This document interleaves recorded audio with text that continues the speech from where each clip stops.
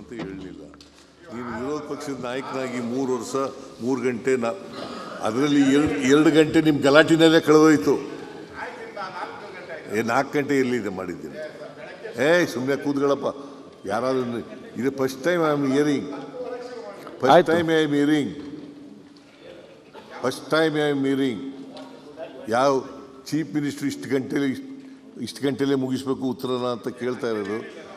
ಇದನ್ನು ಮೊದಲನೇ ಸಾರಿ ಕೇಳ್ತಾ ಇರೋದು ನಾನು it is not the first time that I have presented the budget.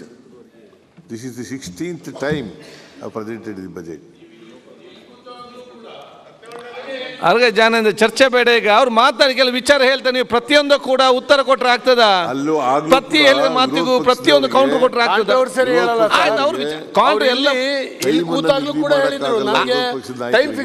ಆಯ್ತು, ಅರ್ಗ ಜಾನಂದ ಕೂತ್ಕೊಳ್ಳಿಗ ಅವರೊಬ್ಬರಿಗೆ ನೋಡಿ.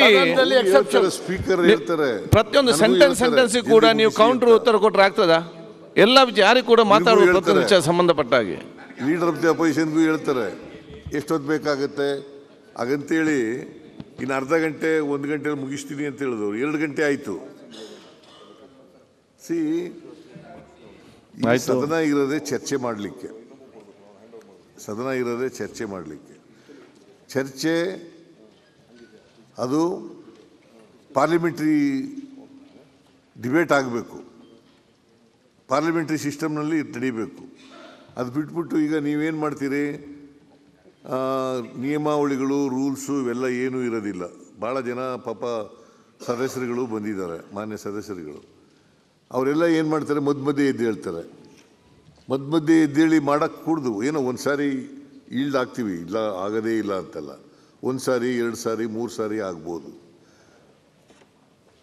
ಅದನ್ನೇ ಈಗ ಅರವಿಂದ್ ಬೆಲ್ಲದಿದ್ದಾರಲ್ಲ ಡೆಪ್ಟಿ ಲೀಡ್ರು, ಸುಮ್ಮನೆ ಎದ್ಬಿಡೋದು ತೆಗೆ ಮಧ್ಯೆ ಎದ್ಬಿಟ್ಟು ಮಾತಾಡೋದು. ಅವ್ರೇನು ತಿಳ್ಕೊಬಿಟ್ಟಿದ್ದಾರೆ ಅಂತಂದರೆ, ಈಗ RSS ಅಂತ ಅಂದ ತಕ್ಷಣ ಮೈ ಮೇಲೆ ಬಿತ್ತೀರಿ ನೀವು, ಆಮೇಲೆ ಹೇಳ್ತೀರಿ ನಾವೆಲ್ಲ RSSನವರು ಅಂತ. ಭಾಳ ಜನ ನಂಗೆ ಗೊತ್ತಿದೆ, ನಮ್ಮ ಜೊತೆ ಇದ್ದವರೆಲ್ಲ RSSನವ್ರು ಆಗ್ಬಿಟ್ಟವ್ರೆ.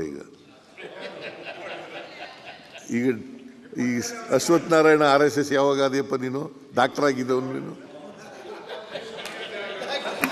2003ರಿಂದನೂ ನಾನು ಇದ್ದೀನಿ. ಆಯ್ತು ಅಶ್ವಥ್ ನಂಗೆ ಗೊತ್ತಿಲ್ಲ. 2003 ನಮ್ಮ ಏರಿಯಾದಲ್ಲಿ ನೀನು ಆಸ್ಪತ್ರೆ ಇಟ್ಟು ನಾನು